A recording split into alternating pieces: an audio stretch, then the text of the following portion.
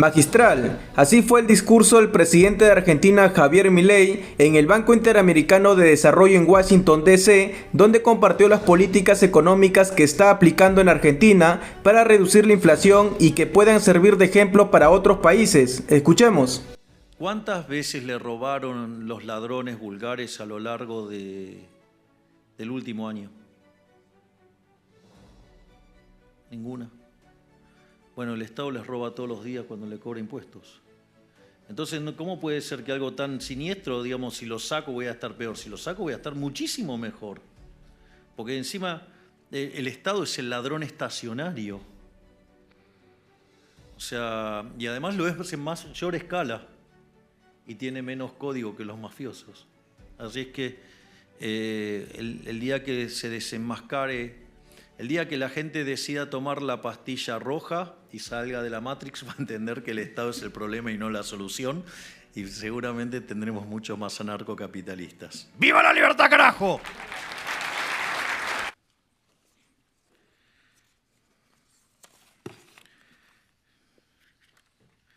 Buenos días a todos, o como diría en otras presentaciones mías, hola a todos.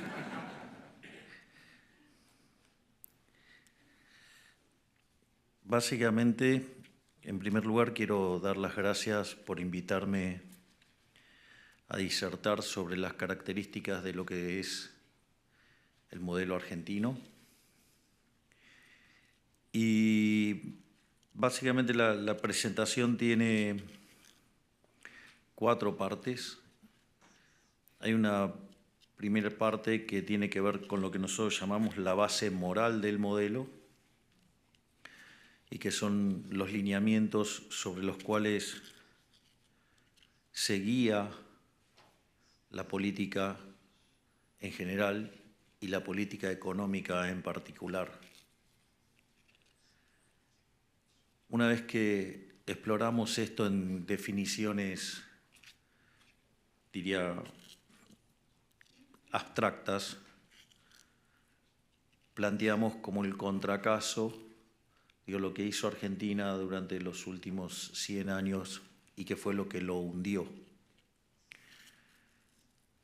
Una vez que uno comprende esta relación, nos encontramos con los datos de inicio y con las políticas que implementamos.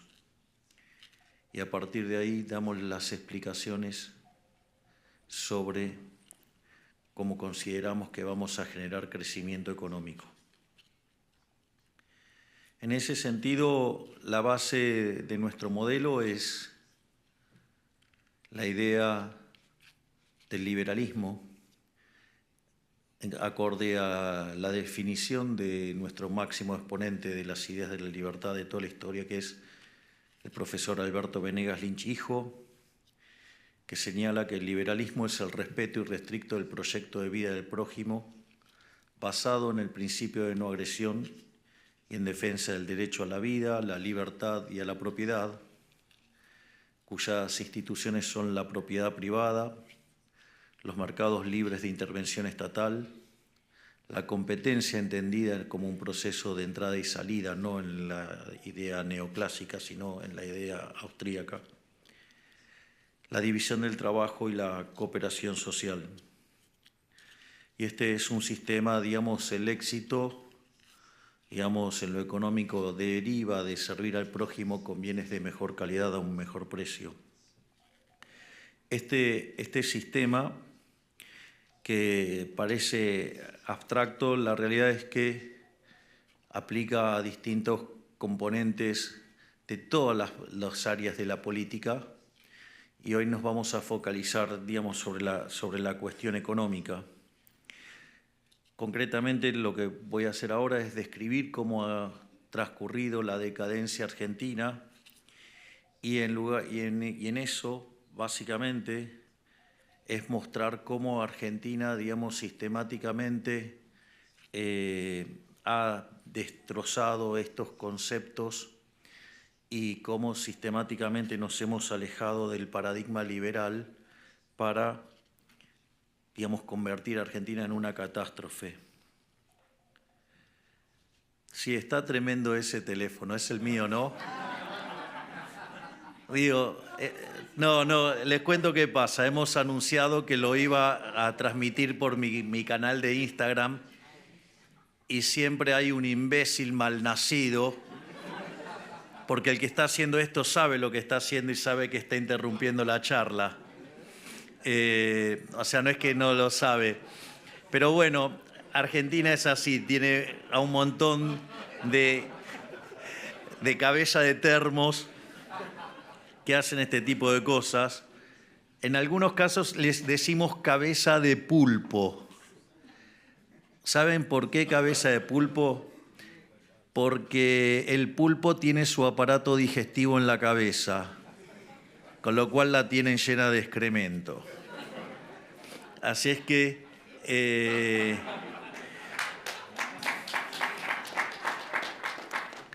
dicho esto, a esos simpáticos que están tratando de interferir y molestar en la conferencia, bueno, sabrán que en un debate tenía enfrente tosedores, así es que, digamos, imagínense que de Argentina pueden esperar cualquier cosa. Es decir, ahí está, ahí sigue el cabeza de pulpo. No, y no va a parar, porque no quieren que se transmita esto. Entonces, básicamente, lo que nosotros vemos como los síntomas de lo que fue la decadencia argentina es, por ejemplo, ver cómo Argentina perdió lugares en términos del ranking del PBI per cápita. Si ustedes toman las estimaciones de Angus Madison, a fines del siglo XIX, Argentina era uno de los 3 países con mayor PBI per cápita del planeta. Era la tierra de la prosperidad, la tierra de la abundancia. De hecho, competía mano a mano con los Estados Unidos. Sin embargo, después de ir abrazando paulatinamente ideas de tinte socialista, Argentina se convirtió en una verdadera catástrofe. Cuando nosotros llegamos al poder, Argentina estaba claramente debajo del promedio de la tabla. Y obviamente eso también se tradujo en un aumento sustancial de la pobreza.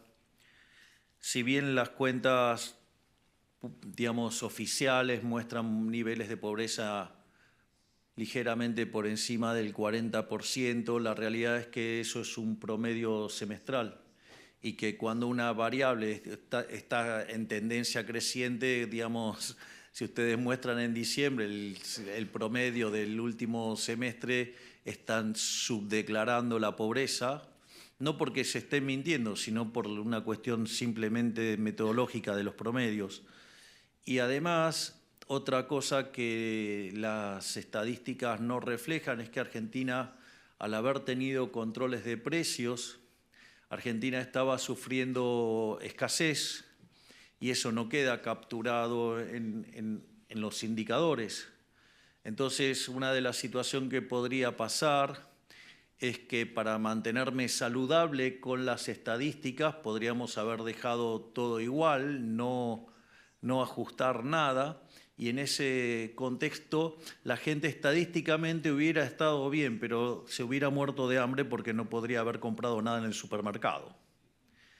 Así es que nosotros lo que decidimos fue sincerar la situación, porque básicamente de esa manera los productos volverían a aparecer en las góndolas, y ese sinceramiento implicó encontrarnos con 57% de pobres, que es el número registrado en enero del 24. Por otra parte, la inflación, cuando nosotros llegamos, venía corriendo a más del 1% diario y después se aceleró más durante la segunda semana de diciembre. La inflación mayorista, digamos, que es la que se anticipa, digamos, corría al 54% mensual. Yo sé que hay toda una crítica de cuando anualizo este año y digo que eso anualizado da 17.000. Y básicamente cuando hago esa cuenta dejo en claro los distintos desequilibrios que teníamos. Teníamos un money overhang que era el doble del que teníamos previo a la crisis del Rodrigazo, que fue una situación que multiplicó por 6 la tasa de inflación, así es que por lo menos teníamos para multiplicar por 12 veces la tasa de inflación. Al mismo tiempo nos dejaron en el Banco Central 4 bases monetarias que vencían en un día en pasivos remunerados. Quiere decir que en un día podríamos haber quintuplicado la cantidad de dinero, o sea, con lo cual quintuplicar, digamos, los precios no hubiera sido nada extraño al ritmo que traíamos. Además, teníamos vencimientos en deuda en pesos por el equivalente de 90.000 millones de dólares. Por lo tanto, digamos, si uno toma todos esos elementos, Argentina debíamos llegar a niveles de inflación del orden del 15.000 al 17.000%, digamos, con toda esa oleada de dinero, hubiera sido bastante simple, pero se imagina, y eso si no hubiera caído la demanda de dinero, lo cual saben que no es cierto, con lo cual, digamos, estas explicaciones no las puedo estar haciendo en público porque en general la gente no tiene por qué estar sabiendo de temas de economía, entonces por eso siempre simplifico con la anualización del número. Por otra parte, esa situación hubiera también implicado un default generalizado, porque claramente no hubiéramos podido honrar la deuda en pesos, claramente no hubiéramos podido honrar la deuda comercial, por lo tanto no hubiéramos podido honrar la deuda en general, con lo cual hubiéramos tenido un quiebre comercial de la economía y eso hubiera hecho además todavía mucho más difícil la situación. Y además, digamos, Argentina se enfrentaba a una situación de alta presión impositiva. Entonces la pregunta es, ¿cómo llegaron a este desastre? Siendo que ya antes había habido 2 hiperinflaciones. Y ahí la justificación, y para empezar a ver cómo se entrelaza el modelo, es lo que en campaña yo denominaba el modelo de la casta. El modelo de la casta tiene 2 elementos. Obviamente que tiene una frase aberrante, digamos, de los socialistas que dice: donde hay una necesidad nace un derecho. El problema es que las necesidades son infinitas y el derecho alguien lo tiene que pagar y los recursos son finitos. Entonces tenemos un problema de necesidades infinitas con recursos finitos. Es decir, eso para los economistas no nos representa un problema porque sabemos que por medio de la economía de libre mercado, digamos, eso se puede resolver eficientemente. Pero esa no es la solución que le gusta a los políticos. Los políticos prefieren utilizar un método mucho más brutal y violento llamado justicia social. La justicia social es una aberración desde el punto de vista moral y naturalmente, como era de esperar, va a generar malos resultados. Es decir, porque la pregunta es, ¿algunos de los que están presentes acá están a favor del robo? Veo que nadie. Claramente, porque de hecho es un pecado, digamos, robar está mal, es un pecado. Ya lo sabemos desde cuando Moisés bajó del monte Sinaí y trajo las tablas, uno era no robarás. Y la otra implica un trato desigual frente a la ley. Digamos, alguien está a favor de que la gente tenga privilegios y que algunos sean premiados y otros castigados por la ley. Es decir, ¿hay alguien que esté en contra de la igualdad ante la ley? Bueno, la justicia social es aberrante porque es un robo e implica un trato desigual frente a la ley. Es decir, frente a 2 individuos, a uno le roba su ingreso, parte de su ingreso, y se lo da a otro. Por lo tanto, digamos, está el robo y está el trato desigual frente a la ley. Y eso además genera un grave problema de incentivos, porque si el que genera la riqueza está siendo castigado y el que, digamos, básicamente patalea y clama porque esto es injusto, le dan dinero, Entonces el incentivo es a patalear y gritar y quejarse y no trabajar, con lo cual, digamos, genera un sistema de incentivos incompatibles con el progreso. A su vez, también tiene consecuencias en la calidad de vida de la sociedad, pero no ya solo, digamos, por su daño en lo económico, sino por el daño en el vínculo entre las personas. Promover y potenciar una sociedad de envidiosos hace que el clima dentro de la sociedad sea extremadamente hostil. La sociedad vive enfrentada por una supuesta lucha de clases y en ese sentido la calidad del vínculo es muy mala y hay mucha desconfianza y la sociedad queda hiperpolarizada y lo que reina es el odio. Porque claro, hay uno que produce la riqueza y se la roban y hay otro que dice que tiene derecho a apropiarse la riqueza del otro. Entonces es como si se viviera en una guerra permanente y todo, digamos, por adherir a mala teoría económica. Es decir, como decía Hayek, si los socialistas entendieran de economía no serían socialistas. Es más, yo les diría que la verdad es que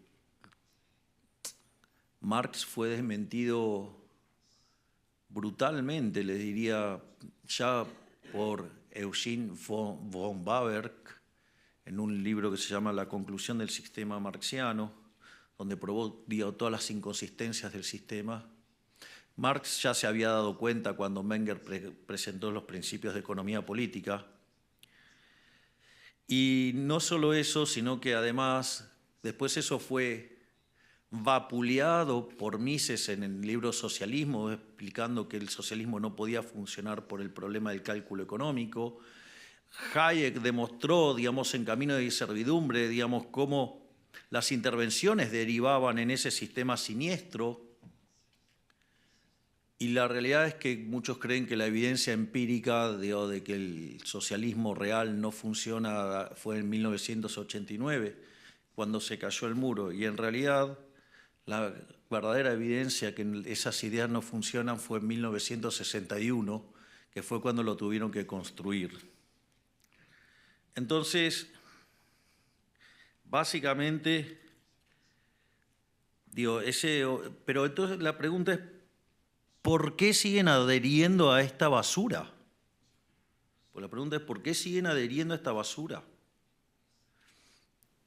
Si fueron derrotados en la teoría del valor, fueron derrotados en el diseño de la estructura de la teoría, fueron destruidos en dinámica, en problemas del cálculo económico y fueron destruidos por la evidencia empírica, ¿por qué lo siguen sosteniendo?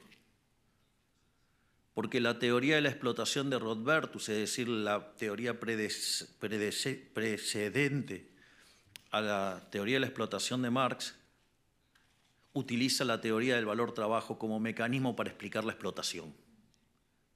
Y eso es la base moral de ahí, es la envidia, el odio y el resentimiento. Entonces, ahora, dicho esto, ¿cuál es la consecuencia del programa de la justicia social? La consecuencia del programa de justicia social es que eso se tiene que corregir con la garra del Estado. Es decir, ellos no creen en la mano invisible del mercado, ellos creen en la garra del Estado. Creen en robarle a alguien para darle a otro. Es decir, como si tuviera algún justificativo, es decir, ¿a título de qué? Digamos, o sea, yo quiero hacer caridad con este grupo, no, lo voy a hacer así. Yo quiero hacer caridad con este grupo, el que está a la izquierda, robándole al grupo que está a la derecha.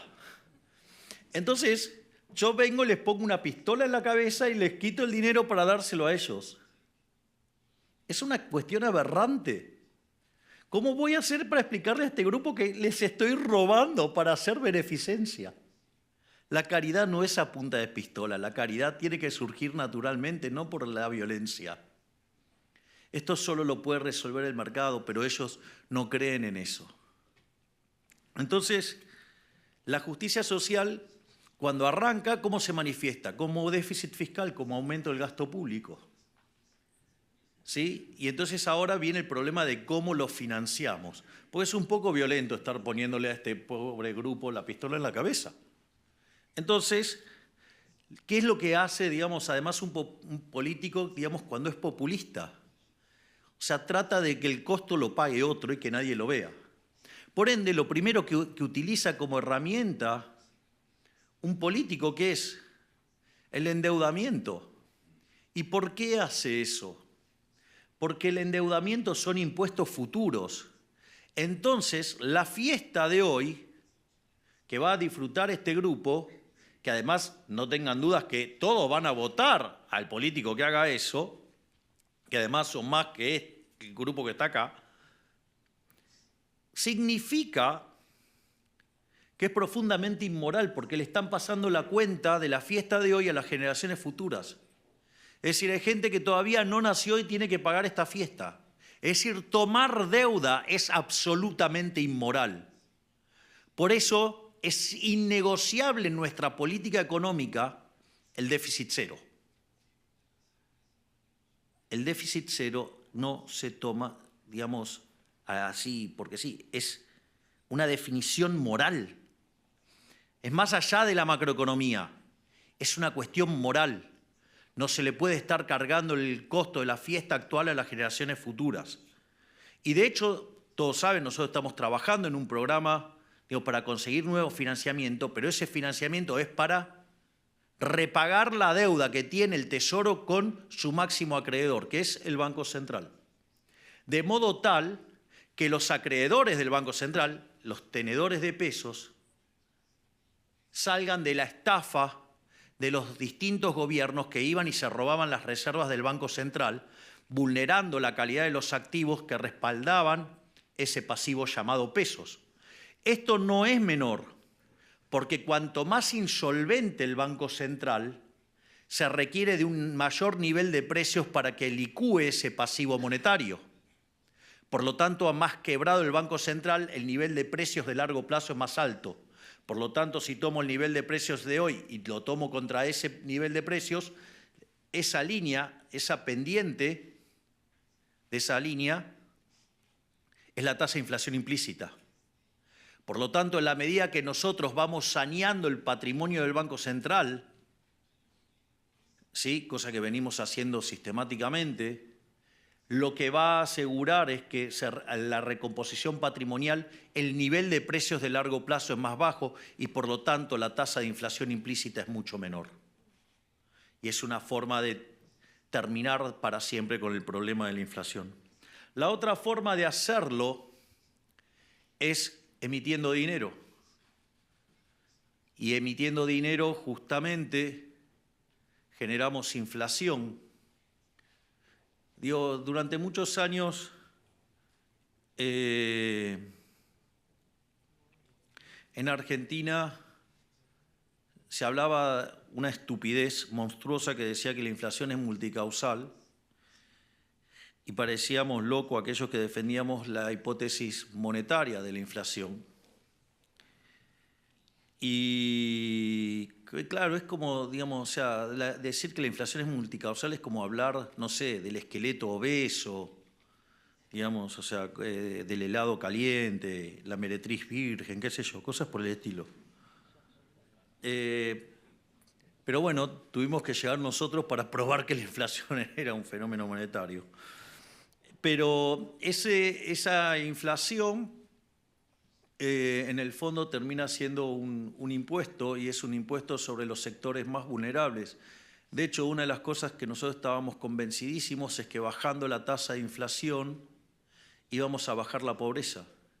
Y efectivamente, en la frecuencia mensual la pobreza cayó del 57% al 33%, es decir, bajó 24 puntos porcentuales, es decir que en poquito más de un año, o sea, en 13 meses, sacamos de la pobreza a más de 10 millones de argentinos. Vaya que era importante defender la naturaleza monetaria de la inflación. Y al final, digamos, cuando el político ya no puede recurrir más a la deuda, porque de hecho Argentina ha sido un desfolteador serial, Argentina, digamos, ha hecho aberraciones con su moneda, le quitamos 13 ceros a la moneda, destrozamos 5 signos monetarios, podríamos quitarle 3 más, pero digamos, llega un momento que no se puede más y entonces siempre el político opta por subir impuestos y por eso tenemos un país con una de las cargas fiscales más altas del planeta. Entonces, básicamente, por eso Argentina tiene los problemas que tiene de alto endeudamiento, de alta inflación, de alta presión impositiva. O, por ejemplo, que esto es muy importante, sin lugar a dudas, el brillante ministro de Economía que tengo, que es Luis Toto Caputo, que está acá y que es sin dudas el mejor ministro de Economía de toda la historia argentina, en uno de sus primeros discursos explicó algo maravilloso. Y es, nosotros, la verdad es que el eje central de Argentina, el problema central de Argentina es el déficit fiscal. Es decir, nosotros el año pasado fuimos el primer gobierno de los últimos 124 años que tuvimos superávit en la línea financiera. Hay otros que dicen, no, pero hubo otros años que también hubo. Sí, pero no estábamos pagando la deuda. O sea, es como que no estábamos pagando los intereses. La primera vez que se paga, digamos, honrando todos los compromisos fue este año que pasó. De hecho, Argentina desde el año 1901 hasta el 2024 tuvo 22 crisis.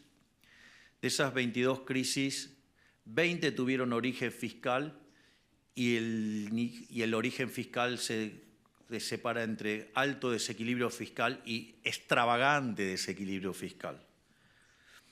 Pero no es solamente el impacto que esto tiene sobre la deuda, sobre lo que tiene que ver la inflación o lo que tiene que ver, con la presión impositiva. Una de las cosas que han hecho recurrentemente distintos gobiernos en Argentina es aplicar controles de precios. ¿Y qué pasa cuando hay controles de precios? O sea, se genera escasez. Entonces, por ejemplo, se encuentran como la ley de abastecimiento, la ley de góndolas, ¿sí? O como la ley de góndolas, digamos, medía las góndolas. O sea, ¿cómo se le ocurre a alguien que diga una ley, digamos, o sea, es como querer evitar la ley de gravedad con una ley y andar con un centímetro chequeando, digamos, la altura a la cual caen las piedras? No sé, es una cosa verdaderamente, directamente aberrante. O, por ejemplo, supongamos la situación típica populista, que había en el kirchnerismo, hacían desequilibrio fiscal, como digamos, eran tan impresentables, no podían acceder a los mercados, entonces los financiaban con emisión monetaria. Esa emisión monetaria comenzaba a generar inflación. Como generaba inflación, entonces, para tratar de evitar que la inflación subiera, fijaban el tipo de cambio, y al fijar el tipo de cambio se empezaban a perder reservas internacionales. Y entonces, como querían evitar que se perdieran reservas internacionales, se ponía el cepo. Que era, digamos, el que recibimos era una monstruosidad, digamos, ahora es muchísimo más chico. Pero esto es interesante, porque ¿qué es el cepo? El cepo no es ni más ni menos un mecanismo para aumentar artificialmente la demanda de dinero. Y vean lo aberrante de esta situación, porque en primer lugar lo que está violentando es su conjunto de consumo. Digamos, porque en el fondo, digamos, también, digamos, los argentinos compraban dólares para pasar el consumo del presente al futuro, ¿no? O sea, como una forma de reserva de valor. Pero no solo eso, sino que a ustedes entonces lo obligaban a tener pesos, y a eso le aumentaba artificialmente la demanda de dinero y por ende aumentaba artificialmente la base imponible del impuesto inflacionario. Entonces vean cómo el entramado de regulaciones y controles también tienen que ver que con lo que está siempre de fondo es el desequilibrio fiscal, y el desequilibrio fiscal tiene una base moral. Por lo tanto, en ese sentido, nosotros al momento de llegar, entonces nos encontramos con un déficit fiscal consolidado de 15 puntos del PBI, o sea, 5 puntos en el Tesoro, 10 puntos en el Banco Central, que generaba emisión endógena. Es decir, aun cuando hubiéramos cerrado el desequilibrio fiscal, esto también lo explicó el ministro Caputo en una de sus entrevistas recientes de manera brillante, es aun cuando hubiéramos puesto las cuentas fiscales el primer día, tal como lo hicimos, porque en el primer mes pusimos las cuentas fiscales en orden. Y lo más interesante es que aún así no hubiéramos evitado la hiperinflación, porque teníamos 4 bases monetarias venciendo un día. De hecho, si hubiéramos seguido la recomendación de subir la tasa como nos estaban sugiriendo, básicamente se hubiera convertido en una pelota inmanejable, en una bola de nieve, y la hiperinflación hubiera sido un dato. Al margen de, como decía, teníamos vencimientos de deuda en pesos por el equivalente de 90.000 millones de dólares, teníamos deudas con el exterior por 25.000 millones de dólares y caído el acuerdo con el fondo. Además, teníamos reservas internacionales negativas netas por el orden de 12.000 millones de dólares.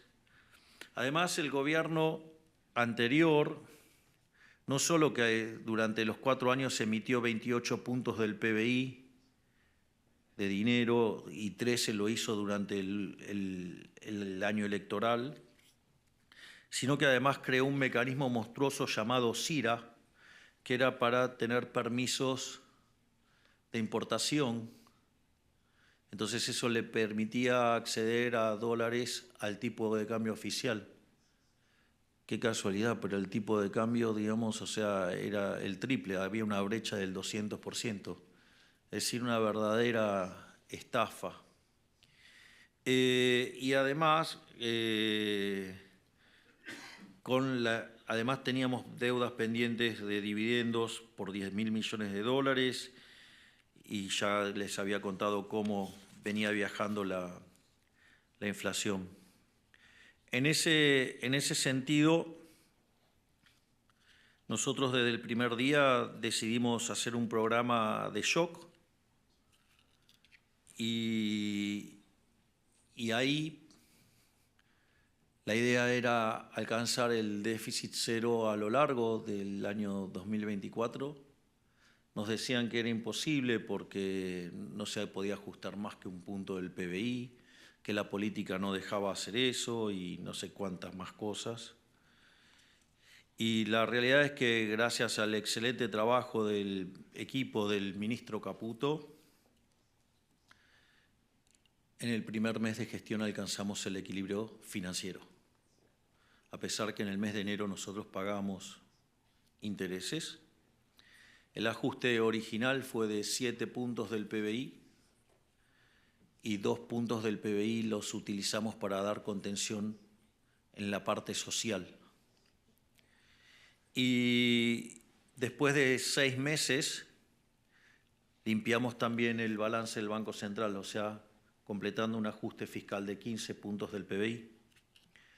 Aquí también fue muy importante la enorme tarea del presidente del Banco Central, Santiago Bausili, y el secretario de Financiamiento, Pablo Quirno, que conforme íbamos sosteniendo el equilibrio fiscal con el correr de los meses, nos permitió ir recuperando los mercados de deuda y nos permitió ir sacando esa deuda que estaba dentro del Banco Central y llevarla para el Tesoro, porque en realidad esa deuda siempre había sido del Tesoro y que básicamente lo que hacía el gobierno anterior utilizaba artilugios para colocarle bonos al Banco Central y entonces el Banco Central emitía y después los esterilizaba por otro lado y entonces aparecían esos pasivos remunerados enormes que generaban un déficit cuasi fiscal de 10 puntos del PBI.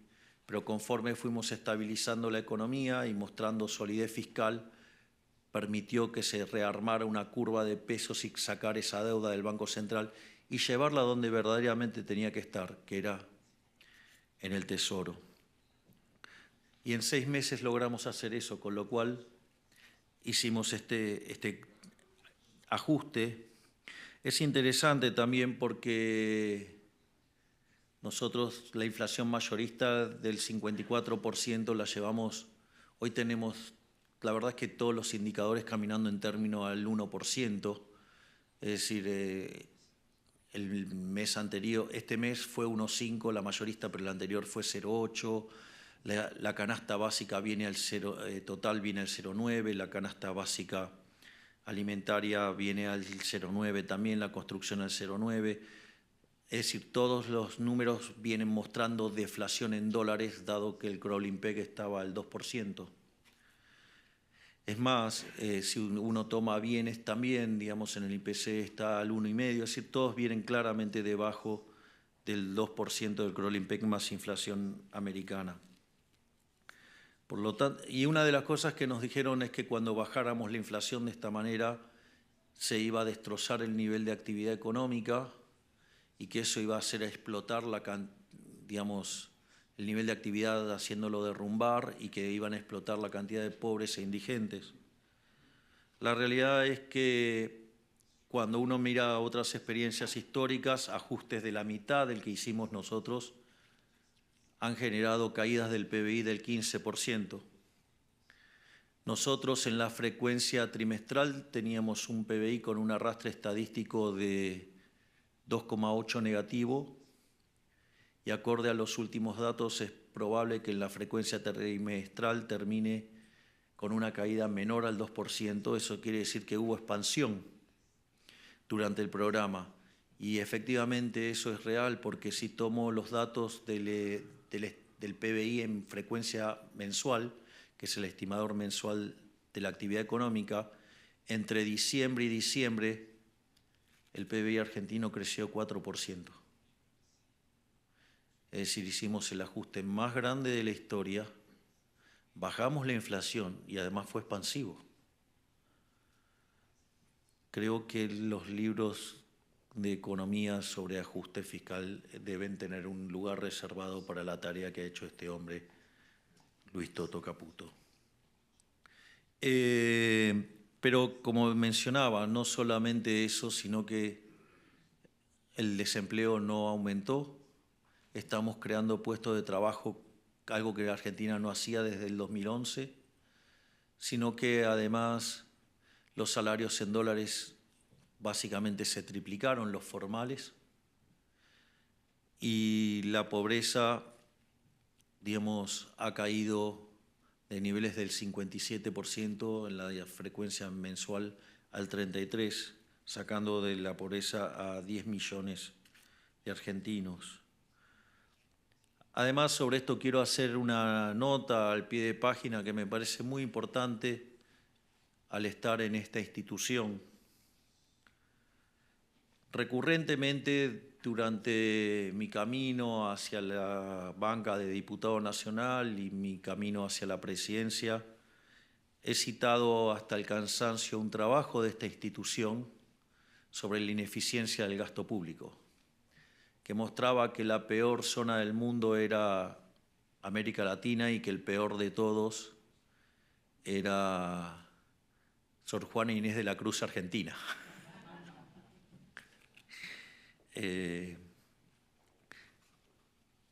Digo, esto debe ser un error, no suelo citar literatura, suelo citar óperas, pero bueno, hoy me equivoqué. Pero en ese sentido, Argentina tenía ineficiencia técnica, digamos, por el equivalente a 7 puntos del PBI. En la reunión que acabo de tener con Ilan y otros miembros de la institución, me acaban de decir que lo hemos bajado a la mitad, así es que tenés 3,5 puntos para bajar. Pero me parece que hay algo interesante de esta experiencia que podemos contar, y es por qué haber hecho semejante ajuste no fue recesivo. esto me parece muy importante, y el ajuste no fue recesivo básicamente porque el ajuste cayó sobre el Estado. El ajuste cayó totalmente sobre el Estado. Y eso hace que, digamos, cuando ustedes tienen un parásito en el cuerpo, no matan el cuerpo, tienen que matar el parásito. Bueno, nosotros estamos dispuestos a combatir al parásito todo lo que sea posible. En ese sentido, digamos, nosotros no dejamos de creer que el Estado es una organización criminal que vive de una fuente coactiva de ingresos que son impuestos. O sea, nadie paga los impuestos voluntariamente. Por eso una de las cosas que nosotros sostenemos es que en la medida que probemos que el crecimiento es permanente, vamos a bajar impuestos.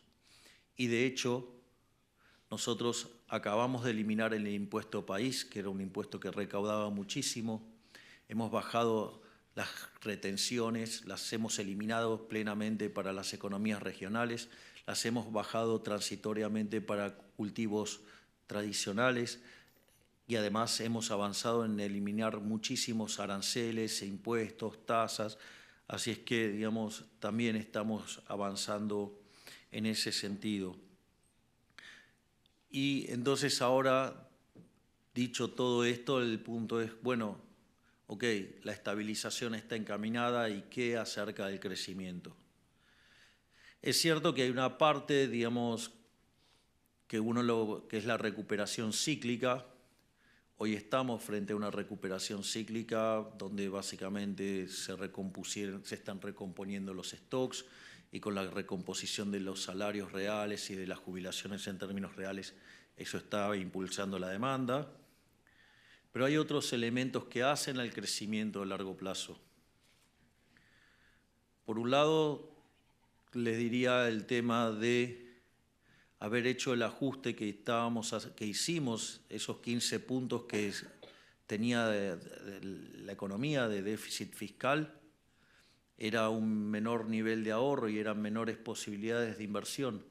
Por lo tanto, el hecho de haber hecho el ajuste fiscal y correr al Estado del medio, eso lo que hace es que básicamente se recupere el ahorro para que el sector privado pueda invertir. Es decir, es falso que nosotros necesitamos salir del cepo para poder crecer, porque básicamente, dado el shock fiscal que cometimos, eso hace que haya, digamos, muchísimo ahorro para financiar al sector privado. Hoy los bancos trabajan de banco, no, digamos, de rueda de auxilio del sector público. No solo eso, sino que además hicimos reformas estructurales. Las reformas estructurales que hicimos en el DNU 70 y en la ley bases son 800 reformas estructurales. Es decir, 8 veces más grande que la reforma que hizo Menem, que fue la reforma más grande de la historia argentina. Por eso, siendo que el gobierno de Menem fue el mejor gobierno de Argentina, que fue reformas estructurales y un programa de estabilización exitoso como la convertibilidad, nosotros ya llevamos en solo un año, con 15% de la Cámara de Diputados y 10% de la Cámara de Senadores, hicimos una reforma estructural 8 veces más grande y además armamos un programa de estabilización exitoso, más exitoso que el de la convertibilidad, porque hoy tenemos mejores términos de resultados en términos de inflación en dólares, que estamos en deflación, sin haber caído en una hiperinflación previa, sin haber expropiado, sin controles de precios, sin controlar el tipo de cambio y además reconstituyendo tarifas. Por eso es que siempre digo que además este es el mejor gobierno de la historia. No por mérito mío, sino por el mérito de los enormes ministros que tengo, porque estoy orgulloso de cada uno de ellos, por la tarea enorme, donde yo lo único que tengo que hacer es fijar el rumbo. Pero ellos instrumentan que son. Un placer.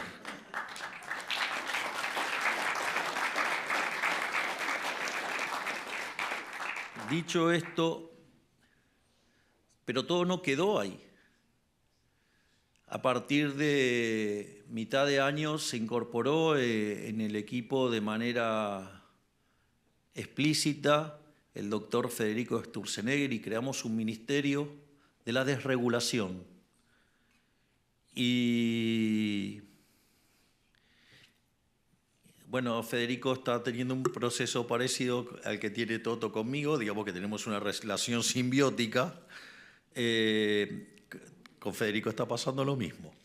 Entonces, en ese primer medio año que estuvo Federico, que es la segunda parte del año pasado, quitó 900 regulaciones, es decir, que son también como reformas estructurales. Es decir, que hicimos, la verdad, 1.700 reformas estructurales. Pero eso no es todo, porque ahora les voy a contar una anécdota interna. Digamos, Federico está implementando lo que se llama el Plan Motosierra 2.0, que es empezar a ir a las cuestiones, ir a hacer ahora otra reforma del Estado. Recuerden que nosotros asumimos, había 18 ministerios que en realidad eran 24 y los llevamos a 9, ahora somos 8 y queremos achicar más secretarías y más dependencias. Y entonces me viene, la primer quincena de enero le di vacaciones a todo mi equipo. Entonces regresaron todos en la segunda parte de enero. Y en los primeros días de febrero el ministro Sturzenegger me vino a visitar a la residencia de Olivos. Y entonces él me manifestó que estaba sumamente preocupado por la lentitud con la que estábamos actuando. Y entonces, por ejemplo, él me sugirió cómo redefinir algunas áreas de legales para darle más dinamismo y agilidad a las reformas. El argumento de Federico, digamos, siendo un ministro que me da alegría todos los días, con todas las cosas que le rompe al Estado, entonces dije, digamos, qué desconcentrado estuve que no tomé conciencia de que estaba teniendo pocas alegrías. Entonces, ¿qué hice? Fui y hice la cuenta de cuántas desregulaciones hizo en 2 semanas. 2 semanas, ¿eh? ¿Cuántas creen que hizo? Estaba enojado porque la cosa estaba empastada. 65. Ustedes se dan cuenta que en 15 días quitó 65 regulaciones y decía que vamos lento. Es decir, ¿cómo no voy a estar feliz con mis ministros? Son todos una máquina de ganar libertad económica todo el tiempo. Y esto les aviso que va a continuar. Hay algo muy lindo que es el decreto 125, que acaba de salir en unos días, donde se insta a los distintos ministerios a armar un digesto. Esto es una obra de arte. Ahora cuando lo vean van a ver el shock. Argentina tiene 42.000 leyes, ¿es así, Manuel? ¿O 47.000? 42.000 leyes, 70.000 decretos y 220.000 resoluciones circulares. Obviamente que resoluciones circulares la pueden eliminar un ministerio, el decreto lo tengo a tiro de decreto, y algunas leyes por la ley bases y por el DNU la puedo sacar yo por facultades especiales. Entonces nosotros lo que estamos proponiendo es que cada ministerio haga un digesto de lo que usa. Y adivinen qué vamos a hacer cuando tengamos el digesto, que tienen 30 días para hacerlo. Todo lo que no está en el digesto se elimina. ¿Por qué? Porque ustedes se van a encontrar que hay cosas que uno ni siquiera sabe que está, solo sabe que está el beneficiario. Por ejemplo, Es muy interesante lo que nos pasó con la chatarra. No se podía exportar chatarras. Entonces estaba prohibido exportar chatarra, claro, entonces, pero la chatarra tiene un precio. Entonces esa chatarra quedaba en el mercado doméstico y el precio de la chatarra caía y estaba muy barata. Claro, eso beneficiaba a una empresa. Bueno, digamos, y perjudicaba a todo lo que tenía la chatarra. Digo, parece que eso no es algo en favor de la libertad. Entonces, ¿qué hicimos? Eliminamos esa regulación. Obviamente que ahora la chatarra tiene un precio de mercado, pero bueno, la empresa que se perjudicó es una empresa muy grande, es un grupo económico muy grande y sacó a su ejército de conochantas a pedir devaluación y tratar de desestabilizar el programa económico. O, por ejemplo, no sé, el problema de un exportador de sandía. Quería exportar sandías, watermelon, o sea, por si, digamos, o sea, porque no sé cómo se le dice en otros lugares. Sí, ya me extendí más, pido perdón. Pero me resulta divertido, me quedan 3, 4 cosas y ya termino. Pero quería dar ejemplos divertidos. Juro que este es el último ejemplo que doy y termino con lo que tengo que terminar. Entonces, este señor quería exportar sandías a Paraguay y tenía un acuerdo con el empresario de Paraguay para exportar las sandías. Pero sucede que las regulaciones argentinas le decían cómo tenía que exportar las sandías y el empresario paraguayo no le servía de esa manera, le servía de otra manera. Entonces, ¿qué tenía que hacer este hombre? Tenía que hacerlas como le autorizaba Argentina, las subía en el barco, adentro del barco le cambiaba todo el formato para que lo adaptara como lo necesitaba el empresario paraguayo y así llegaba. Una ineficiencia total. Levantamos esa regulación y obviamente que algunos kiosquitos en el medio se cayeron y algunos se enojaron, pero digamos los productores de sandía están felices ahora. Y los paraguayos también, digo, porque ahora además la reciben más barata. No solo eso, seguimos avanzando en lo que tiene que ver con la reducción de impuestos y hay después dos temas más que quiero señalar. Uno es el tema cómo nosotros hemos cambiado el paradigma de la asistencia social en Argentina. Nosotros no tenemos, no sé, el ministerio de, no sé cómo se llamaba antes, digamos, pero todos esos nombres, procurros, sí, por eso, bienestar social. Ay, se imaginarán cómo me suena, por eso no me salía el nombre. O sea, esas cosas están negadas en mi cerebro. No, nosotros decidimos crear el Ministerio de Capital Humano. El Ministerio de Capital Humano tiene toda una connotación en términos económicos y en términos sociales. En términos sociales es, no te voy a regalar el pescado, te voy a enseñar a pescar. Y si tenés una empresa, digamos, que saca pescado, mejor todavía. Digamos, y básicamente lo que hace es dar asistencia y cuidar, digamos, de aquellos menos favorecidos en la familia, por eso hay un área de niñez y familia para dar contención cuando nacen, y eso se liga, digamos, a la salud, se liga con la educación y se liga con el trabajo, para que las personas recuperen la dignidad de poder ganarse el pan con el sudor de su propia frente y no robándoselos a los otros. Es decir, y esto está haciendo una revolución, digamos, no solo porque está funcionando la política social, que ha dado contención en el momento más complicado del ajuste, además de que le hemos quitado los robos a los piqueteros y a los gerentes de la pobreza, sino que además le estamos devolviendo la dignidad a los sectores más vulnerables y dándole herramientas para que puedan salir de esta miseria. Es decir, que es un ministerio que cuando sea plenamente exitoso y llega a su máximo punto, desaparece. Y el otro es el ministerio que lleva adelante el doctor Sturzenegger. Y básicamente el eje central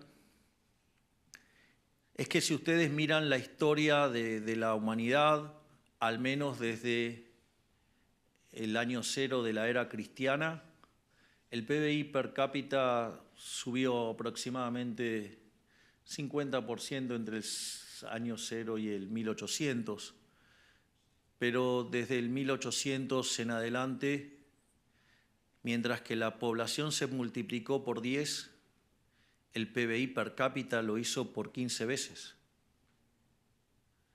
Hasta el año 2023, que es el último dato que hay de las series de Angus Madison. Entonces, en ese sentido, la pregunta es que la contracara de eso son rendimientos crecientes. Ahora, si nosotros lo miramos en términos de análisis microeconómicos, eso significa que, si lo quiero poner estrictamente técnico, tengo un problema de estructuras no convexas, o si lo ponemos en términos más entendibles para los no microeconomistas o los que hacen equilibrio general, tengo un problema de mercados concentrados, o el caso más polar serían los monopolios. Y el problema radica en que cuando yo regulo los monopolios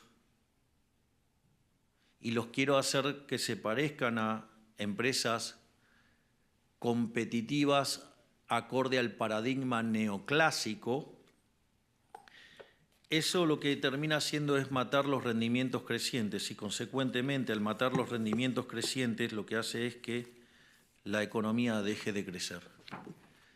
Entonces, en la medida que se le pase la motosierra a las regulaciones, lo que estamos haciendo es no solo ganar libertad económica, sino que además estamos ganando crecimiento económico. Y todo esto derivado de que, desde mi punto de vista, el análisis neoclásico está mal. Para aquellos que quieran ver esto, les sugiero leer el artículo de Murray Newton Rothbard que se llama Monopolio y Competencia, un artículo que fue muy revelador para mí, porque cuando yo lo leí llevaba 25 años dando clases de microeconomía y equilibrio general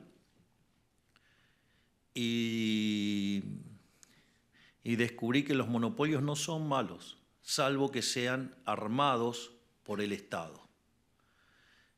Fue tan revelador ese artículo que no solo que me convertí en liberal libertario, sino que además me convertí en anarcocapitalista, cosa que filosóficamente lo sigo haciendo.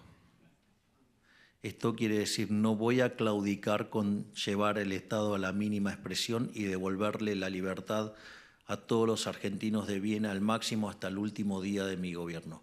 Muchísimas gracias y ¡viva la libertad, carajo!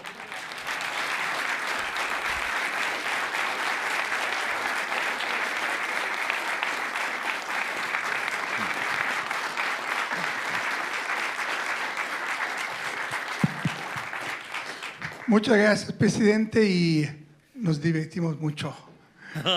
Esto seguro con los ejemplos, con la sandía, con el pulpo. Yo pensaba que el pulpo era el que tenía muchas manos y que lo ibas a usar para el Estado. No, eso pero también. Lo estás usando para... Le voy a dar más aplicaciones. Pero lo importante acá es pensar cómo este caso lo podemos nosotros acá en el BID utilizar para las conversaciones que tenemos con nuestros 26 países. Una consolidación fiscal, un ajuste fiscal que sea expansivo, un ajuste que tenga desregulación, que simplifique y que le dé las condiciones para que el sector privado pueda entrar. Y el último punto es cómo hacer para que de verdad tengamos un crecimiento sostenible. Porque cuando hablamos con los jefes de Estado y les decimos vamos a hacer un ajuste de 5, 6 o 15%, pues me dicen, pero no sobrevivo. Y justamente nos dicen, bueno, pero vas a ser expansivo y vas a crecer a largo plazo. Entonces la pregunta, ¿cómo yo le respondo al jefe de Estado para que sepamos que el crecimiento del sector privado va a venir? Bien. El primer punto es, el ajuste no tiene que caer sobre el sector privado, tiene que caer sobre el sector público. La magia está ahí. Segundo, esto hay que tener convicción. Yo, digamos, le voy a contar lo que pasó en la primera reunión de gabinete. Yo ya, digamos, había acordado con el ministro Caputo que íbamos a pasar la motosierra impiadosamente sobre el sector público. Y en ese contexto teníamos planeados también los mecanismos de contención social y demás para la transición. Entonces, cuando fuimos a la primera reunión de gabinete y planteé los lineamientos, al fondo de la reunión estaban todos los abogados y me dijeron, eso no se puede hacer. Bueno, entonces yo le dije, hacía como 40 grados, no sé cómo sería en Fahrenheit el equivalente, pero hacía mucho calor. Y entonces le dije, y la pregunta es, si voy a la esquina y se lo pido al heladero, digamos, ¿cuál es la respuesta que me va a dar? No se puede. Así que le dije, la verdad es que no me interesa lo que me digan ustedes, y la única respuesta que acepto es que me digan cómo hacerlo. Es decir, porque para que no se puede, digo, cualquiera me contesta no se puede. Y eso creo que cambió la forma en la que los ministros empezaron a ver la situación. Y lo otro que es muy importante es dejar clara la línea de a dónde uno quiere ir y después entender las falacias que contiene la teoría económica. Digamos, ¿puedo ser grosero? Be my guest. Digo, que la obra pública genera crecimiento y trabajo es bullshit, eso es mentira. Porque la realidad es que para hacer una obra pública yo la tengo que financiar. Y si la financio con deuda, son impuestos futuros, castigo a nuestros hijos, a nuestros nietos y demás. Si lo financio con emisión monetaria, castigo a los vulnerables con la inflación. Si lo financio con impuestos, castigo a las generaciones presentes. Además, no solo eso, sino, digamos, como yo, digamos, les estoy cobrando impuestos, esa obra que se está haciendo ahí y que se ve, en realidad está destruyendo otras obras y trabajos en otros lugares. Pero además, las preferencias de la gente no era tener esa ruta, sino que quería tener las otras cosas que habían elegido. Entonces, los estoy robando, le estoy dando bienes que no quieren, por lo tanto tengo una pérdida de bienestar en términos de menor utilidad. Y además no nos olvidemos que también existe el problema de las filtraciones del gasto público. Por lo tanto, lo que hay que tener en cuenta es que el gobierno es parte del problema y no de la solución. Sin nada peor que venga un político y diga, soy el gobierno, vengo a ayudar. Es decir, ahorren, digamos, cuando vengan un político que hace eso, salgan corriendo porque lo único que va a hacer es robarles. Entonces ahí la cuestión central es entender todas estas falacias sobre las que se construye la mentira llamada Estado. A ver, tengan en cuenta, es una organización criminal el Estado. Es decir, ustedes no me pueden decir que con más ladrones en la sociedad están mejor que con menos. Es decir, el Estado es peor que la mafia. Porque yo les hago una pregunta. ¿Cuántas veces le robaron los ladrones vulgares a lo largo del último año? Ninguna. Bueno, el Estado les roba todos los días cuando le cobra impuestos. Entonces, ¿cómo puede ser que algo tan siniestro, digamos, si lo saco voy a estar peor? Si lo saco voy a estar muchísimo mejor. Porque encima el Estado es el ladrón estacionario. O sea, y además lo es en mayor escala y tiene menos código que los mafiosos. Así es que el día que se desenmascare, el día que la gente decida tomar la pastilla roja y salga de la Matrix, va a entender que el Estado es el problema y no la solución, y seguramente tendremos muchos más anarcocapitalistas. Bueno, gracias, presidente. Ya Gerardo ya me está diciendo que tenemos que ir. Y mi amigo AJ Banca lo espera, así que estuvo aquí escuchándolo, pero lo espera ahí. Y este público sí vino aquí a escucharlo, a escuchar cómo está el modelo argentino y el cambio. Hubo inclusive gente que vino a respetarlo por la cuestión de los rehenes. Hay aquí gente que fue rehén, mexicana, la mexicana israelí. Así que vine exactamente para eso. Y le quiero agradecer por todo y continuamos trabajando juntos. Bueno amigos, eso fue todo. No olviden suscribirse al canal y compartir el video. Hasta pronto.